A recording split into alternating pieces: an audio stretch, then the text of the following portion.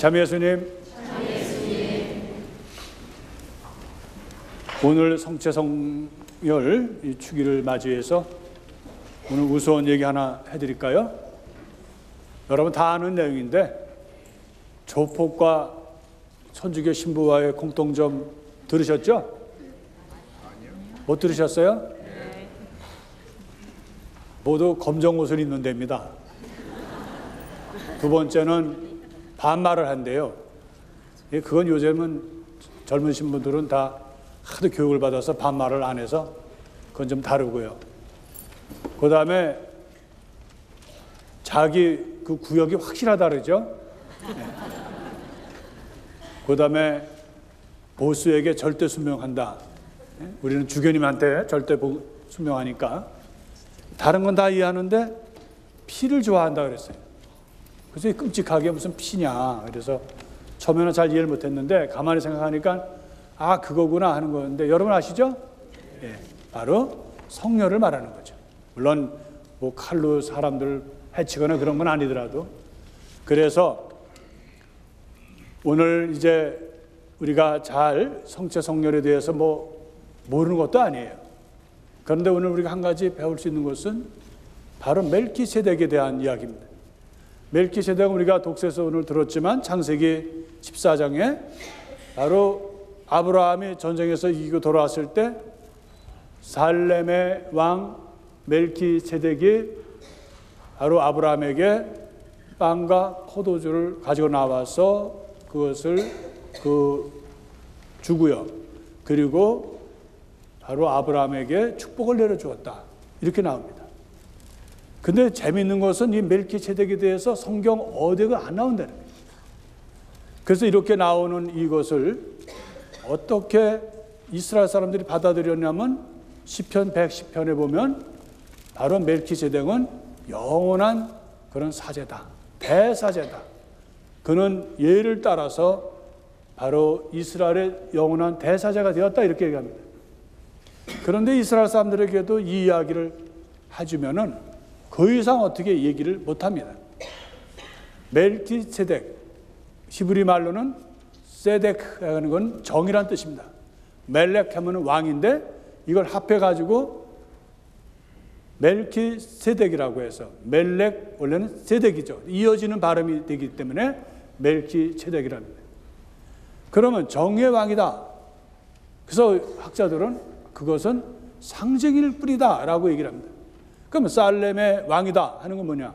살렘은 바로 샬롬, 다시 말해 히브리 말로 평화의 왕이다 라고 하는 겁니다. 그러면 그런 도시가 있냐? 사실 예루살렘의 전 이름이 살렘입니다. 그래서 학자들은 봐라, 예루살렘이라는 것은 이스라엘의 그런 거룩한 도시고 성전이 있고 이스라엘 사람들의 가장 중심이기 때문에 거기에 중심의 왕이다. 근데 놀라운 것은 이스라엘 사람들에게 있어서는 더 이상 그것을 알 수가 없는데 히브리 서간에서 보면 히브리 서간 7장에 보면 이런 말이 있습니다. 그는 아버지도 없고 어머니도 없다. 그는 시작도 없고 끝도 없다. 그는 영원한 사제일 뿐이다. 이렇게 얘기를 합니다. 그러면 이렇게 영원한 사제인데 이스라엘 사람들에게 있어서는 누구나 멜키세덱 그러면 그분은 영원한 대사제. 그래서 히브리 서간에서 저자는 바로 영원한 대사자이신 그분은 바로 예수 그리스도다 이렇게 이야기를 하고 있습니다. 초대교회에서부터 유대인들도 해결하지 못하는 이 점을 초대교회에서부터 멜키세덱은 바로 우리 예수님. 제물은 뭐예요? 제물은 당신 자신을 바치는 거다. 원래 대사제는 가축을 바쳐요. 또 동물을 바치고 또 나중에 가나안이 정착을 해서 이제 여호수아를 중심으로 해서 유목사회에서 농경사회로 가서 이제 그들의 그런 봉헌이 바뀌었어요. 어떻게 바뀌었냐면 바로 번제도 되지만 고운 밀가루도 해서 바치는 것도 하고 또 누룩 없는 빵을 바치는 것도 이렇게 되었다는 거예요. 그래서 그런 모든 것을 바치는 그러한 제물이 필요한 것이 멜키세덱인데 바로 예수님은 바로 당신 자신을 대사자는 여러 번 제사를 봉헌하지만 예수 그리스도는 십자가에서 단 한 번 당신을 봉헌하심으로써 그것을 화해의 그런 제물로 바치셨다, 이렇게 나옵니다. 그러면은 이제 우리 가톨릭에서는 멜키세덱이 봉헌한 빵과 포도주는 그것은 성체성사를 뜻한다라고 얘기를 하면, 개신교에서는 뭐라 그러냐면 웃기지 마라, 그것은 그냥 먹으라고 하는 거지 그 일상적인 것이지 그렇지 않다라고 얘기를 합니다. 근데 우리 초대교회에서부터 가톨릭은 우리가 16세기 가톨릭 하나였으니까요, 거기에서는 성체성사를 의미한다. 왜? 누구도 유대인들도 빵과 포도주를 봉헌한 일은 없다는 거예요. 특히 그 사람은 대사자라는, 대사자가 할 일 없어서 사람들에게 일반적으로 주는 게 아니라는 거예요. 그러니까 특별한 의미가 있다. 그런데 빵과 포도주가 무슨 의미가 있겠느냐 하는 데 있어서는 해석을 할 수 없다는 거예요. 그런데 히브리서 안에서는 놀랍게도 아까 말씀드린 대로 시작도 끝도 없다라고 하는 그 대사자로 얘기했고, 그분이 바로 빵과 포도주를 얘기했는데, 예수님께서 마지막 만찬 순환 전에 어떻게 하셨어요? 전혀 이스라엘 사람들이 생각하지 못했던 빵과 포도주를 가지시고 빵을 당신의 살로, 포도주를 당신의 피로 만드셨다는 거예요. 이것은 구약의 어디에서도 찾아볼 수도 없고, 예수님은 바로 멜키세덱의 그런 대사제의 신분으로 우리들에게 당신 자신을 내어주셨다는 거예요. 이건 굉장히 신비로운 것이죠. 이해할 수도 없고, 어떻게 예수님이 그 세월 몇백 년 아니면 천여 년 동안에 전에 있었던 일을 예수님으로 하여금 그것도 다락방에서, 작은 방에서 성취를 했을까 하는 것은 하나의 큰 신비고, 그것은 큰 선물이라는 거예요. 우리가 루카복음을 통해서 다시 한번 우리가 보면은 예수님은 한적한 곳으로 가셔서 이제 사람들을 가르치시고 거기서 기적도 베푸시고, 그리고 거기서 바로 빵의 기적도 베푸셨던 거예요. 그들은 지쳐 있었죠. 그러나 예수님이 너무 좋아서 그들이 가지고 왔었던 빵을 다 먹어도 떠날 줄 몰랐던 거예요. 예수님의 사랑이죠. 예수님은 바로 사람들이 오늘 루카복음을 통해서 뭐라 그래요? 너희들이 가서, 제자들에게 너희들이 가서 먹을 걸 마련하라라고 했지만, 그건 하나의 말씀을 하시는 거죠. 다른 공고한 복음에서도 그 이유를 말씀드리죠. 다만 떠보기 위해서, 당신의 뜻을 바로 가르쳐 주시기 위해서 그렇게 하셨을 뿐이다라고 얘기합니다. 예수님은 그래서 그 사람들에게 뭐라 그래요? 이제는 희망이 없는 거예요. 먹으러 나가자니 너무 멀리 떨어져 있고, 또 이 많은 사람들이 가서 먹을 수 있는 그런 자리도 없는 거예요.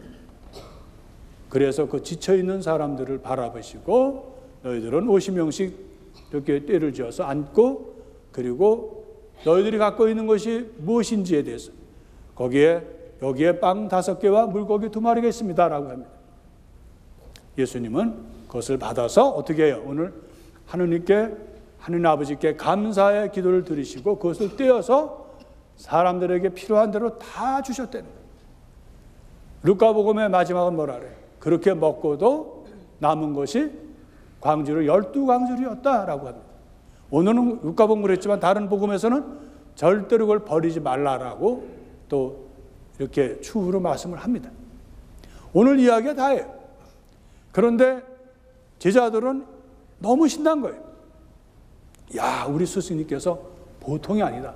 어떻게 빵 5개로 물고기 2마리로 그 많은 사람들을 먹였을까? 기적을 베푸셨을까 해서 신났던 거예요. 그래서 마태복음도 그렇고 마르코도 그렇고 루카도, 심지어는 요한복음까지도 이 놀라운 일을, 갈릴리 호숫가에서 이루어졌던 이 기적의 일을 대서특필했던 거예요. 그런데 제자들까지도 이렇게 예수님의 놀라운 빵을 베푸신 것에 대해서 잘 몰랐다는 거예요. 그래서 놀랍게도 요한복음은 6장에서 이 빵을 많게 하는 기적을 대서특필하면서도 이미 초대교회에서부터 알아들었던 것. 주님께서 무조건 사람을 먹이는, 배고픈 사람에게 주는 것만이 아니라 당신이 순환 전날 세우셨던 빵과 포도주의 성체 성사를 준비하셨던 것이구나 하고 깨달았던 거예요. 그래서 요한복음 보면 6장에서 빵을 많게 한 기적을 행하시고선 계속 예수님께서 제자들에게 가르치셨죠. 어떻게 가르치셨어요? 이것은 바로 너희들이 광야에서 모세를 통해서 먹었던 만나와는 다르다. 먹고 죽은 빵과 달리 이 빵을 먹는 사람은 영원한 생명을 얻을 것이라고 해서 영원한 생명에 대한 말씀을, 그것을 바로 세우셨던 것이죠. 오늘 우리는 좀 더 예수님의 그런 복음으로 돌아가 보면 예수님의 성체 성사, 바로 그 전형적인 모습인 빵을 많게 하는 기적에서 우리가 배울 수 있는 건 뭐예요? 바로 예수님을 사랑하고 예수님의 일이라면 배고픈 것도 한적하고, 오늘 복음에서는 황량한 장소라고 이게 사막이죠. 그런 데까지 따라갔다는 그 사람들의 모습입니다. 그들은 지쳤어요. 그들은 바로 나라를 빼앗기고 이스라엘이 로마 시대 때 희망이라고 없었어요. 그렇게 암울하고 또 희망이 없는 그런 곳에서도 그들은 예수님을 알았던 거예요. 아, 예수님이야말로 우리를 이끌어 주시고 목마른 우리에게 마실 것을 주시고 배고픈 우리에게 영적으로 채워주실 분이라는 것을 알았던 것이죠. 그래서 그들은 무조건 예수님이 좋아서 따라 나섰던 사람들이죠. 바로 우리가 성체를 모실 때 배워야 할 것은, 우리가 공심제를 지키고 우리가 준비하는 교회의 정신이 왜 그러느냐?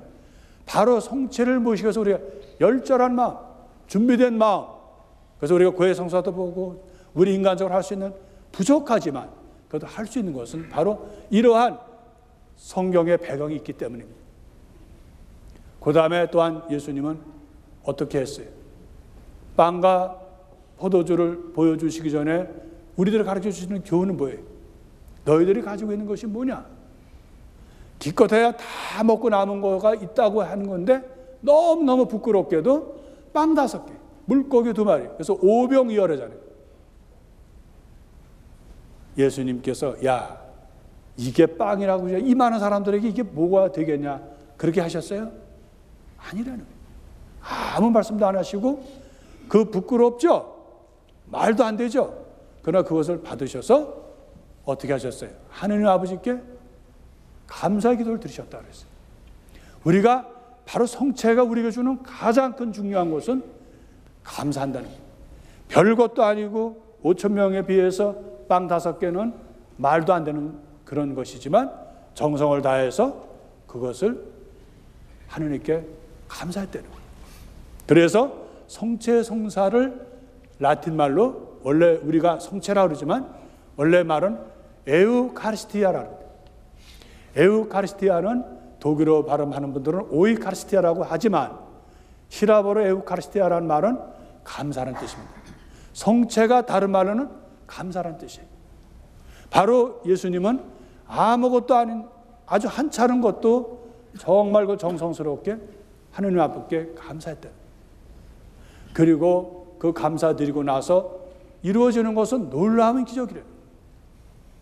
그래서 오늘 우리가 성체에 대한 이런 신심에 대해서 우리가 다시 배우면서 배울 수 있는 건 뭐냐면, 우리가 생활 속에서 감사할 줄 알아야 돼요.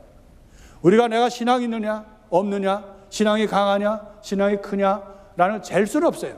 저 사람이 신앙이 이만큼 된다, 저 사람 신앙이 이만큼 될 수는 없지만 나의 삶의 모습에서 내가 신앙이 얼마만큼 있는지는 바로 감사하는 걸 보고 배울 수 있어요. 감사하는 게 쉬운 일은 아닙니다. 예수님께서도 나병 환자가 그 고쳐준 사람들이 10명 중에 1명이 와서 감사할 정도로 감사하는 게 쉬운 일은 아니에요. 그러나 감사한다면 놀라운 일이 벌어진다. 이런 말을 합니다. 우리 자식이 공부도 못하고 매일 나가서 그냥 일만 저지르고 그런 놈인데 매일 야단치고 욕을 했더니 이 자식이 점점 못되져가지고 마약에 손을 대지 않나, 이런 놈인데, 맨 처음에 저는 그냥 그 놈이 내 자식으로서 아주 지겹고 아주 괜히 그 자식을 낳았다 그 놈을 다시 집어넣을 수도 없고 그래서 아주 그냥 속상해 죽었는데, 어느 날 어쩌다가 그 아이가 운동을 잘하더라. 그래서 야, 너 운동 잘한다는 말 한마디 했다는 거예요. 이놈이 변하기 시작하는데 엄청 변해더래요. 그래서 그 아이에게 격려하고 또 부모와 자기 부인하고 상의를 해서 그 아이를 이렇게 사랑으로 못해줬다는 것을 마음 아팠다는 거예요. 그 녀석을 해서 내가 칭찬 한마디 못해줬다는 거예요. 근데 칭찬 한번 한 것이 그 아이가 전혀 다른 아이로 변하더라 하는 얘기를 저한테 한 적이 있어요. 우리는 남의 잘못을 헐뜯고 비판하고 욕하고 야단치고 교훈하고 잔소리하기는 쉬워요. 이 세상에서 제일 쉬운 것이 불평하고 잔소리하는 겁니다. 나 그것을 좀 침묵하고 기도하고 그것을 잔소리를 또 부정적인 것을 긍정적으로 에우카리스티아 감사하는 것으로 바꾸면 예수님처럼 비록 아무것도 아닌 빵이지만 놀라운 일을 하듯이 우리 삶의 변화가 된다는 것이죠. 성체성사의 가장 아름다운 신비는 바로 여기에 있는 거예요. 우리가 이민사회에서 오면서 감사하는 생활을 하십시오. 그러면 대부분 이럽니다. 감사할 게 뭐가 있어야죠. 나는 매일 고통과 사람들에게 받는 상처와 또 내가 뭘 하려면 잘 되지 않는 일들을 돕고 내가 어떻게 감사하느냐라고 합니다. 맞는 얘기입니다. 우리가 감사할 일을 찾아보기 쉬운 일은 아니에요. 오직 하면 예수님께서 나병 환자 10명을 고쳐주시고 단 한 명만 와서 감사를 하겠어요.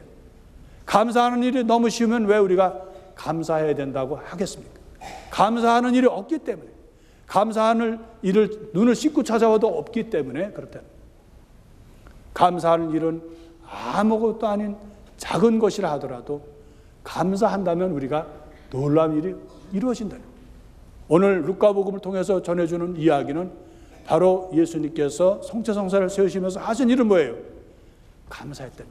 여러분들도 오늘 우리가 변화가 돼야 돼요. 오늘 여러분들 부속과 할 때 나중에 제가 23번인가부터 할까봐 뭐라 그랬더니 1번부터 했어요. 전례부가 벌써 내가 8시에 막 뭐라 그럴 신자들 보고 너무 간단한 거 좋아하지 말라고. 그랬더니 보니까 1번부터 하길래 내가 너무 마음이 아팠어. 왜? 잔소리할 게 없어가지고. 여러분들에게 막 그러려고 했는데 보니까 1번부터 하길래 아 내가 이거 전례부한테 얘기해서 그 20 하던 대로 해라 그럴 걸. 그걸 잊어버렸어. 왜 그러냐면 우리가 미사에 너무 틀이 박힌 거예요. 여러분들 우리 신자들 기도를 위해서 제가 몇 번 빼먹었습니다. 오늘도 빼먹을 거예요. 왜 그러냐면은 너무 틀에 박히고 우리 미사가 참 놀랍고도 놀라운 일인데도 미사에 참여하는 우리가 아무 생각 없이 아무 준비 없이 그냥 주일이니까 그냥 뭐 끌려오듯이 마주 와서 했다면 거기에는 감사해 줄 수가 없어요. 성체성사에 우리가 참여하는 우리 미사에 참여하는 우리는 정말 미사가 우리 삶의 중심이 되어야 되고 우리 삶의 준비가 되어야 됩니다. 그 외 땅 끝까지 따라갔던 그 사람들만이 바로 5,000명을 먹인 그 놀라운 기적을 본 것처럼 우리가 정성을 다해야 준비를 하고 기쁜 마음으로 와야 미사가 의미가 있는 거예요. 매일 그냥 오토매틱처럼 오토매틱 미안해 오토매틱은 우리 한국식인데 그래서 하면은 무슨 의미가 있겠어요. 그래서 제가 신자들에게 좀 쉬었다가 여러분들 사이에서 교황님을 위해서 교회를 위해서 공동체를 위해서 또 큰 어떤 나라와 나라를 위해서 그리고 우리 공동체 또 우리 지역 공동체에서 있었던 일들을 하나님께 바치는 것이 그 정성이 하나님이 들어주시는 거지. 여기서 전례 보는 분이 그냥 오토매틱식으로 그냥 좋은 말로 읽었다고 해서 기도가 되겠어요? 그 기도하는 동안 난 딴 생각하고 있는데 우리 가톨릭이 다 좋은데 너무 기계적이래. 너무 편하다는. 우리가 반성해야 돼. 우리가 미사하는 것도 정말 회개해야 돼.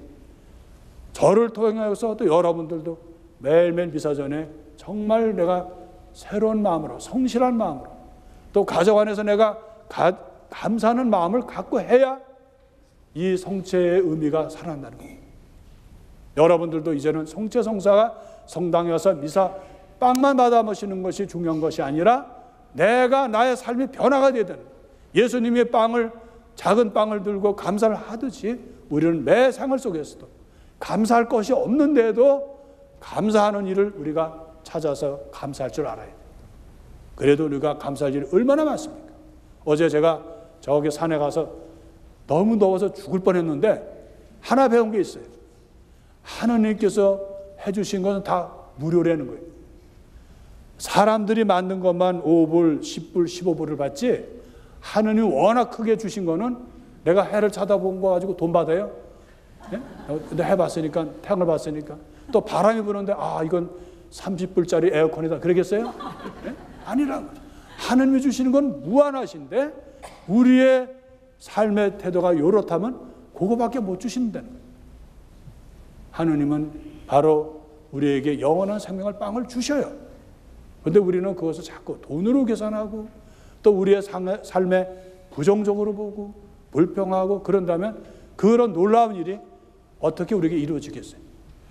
오늘 성체 성령을 대축일을 맞이해서 우리가 한 가지 주님께 배울 수 있는 것은 바로 작은 것이라도 감사하면서 성체 성사의 의미를 우리가 채워줘야 된다. 우리가 그렇게 살아야 된다. 감사해야 돼요. 성체 성사가 에우카리스티아라는 걸 다시 우리 새기면서 우리 삶이 비록 고달프고 때로는 속상해, 경제적으로 어려워, 감사할 일이 없어. 그래도 그 안에서 우리가 감사해야 돼요. 감사할 때 우리 신앙이 놀라운 일을 이루어진다는 것 다시 배우면서 오늘 성체 성령을 대축일의 미사를 성성껏 봉헌하도록 합시다.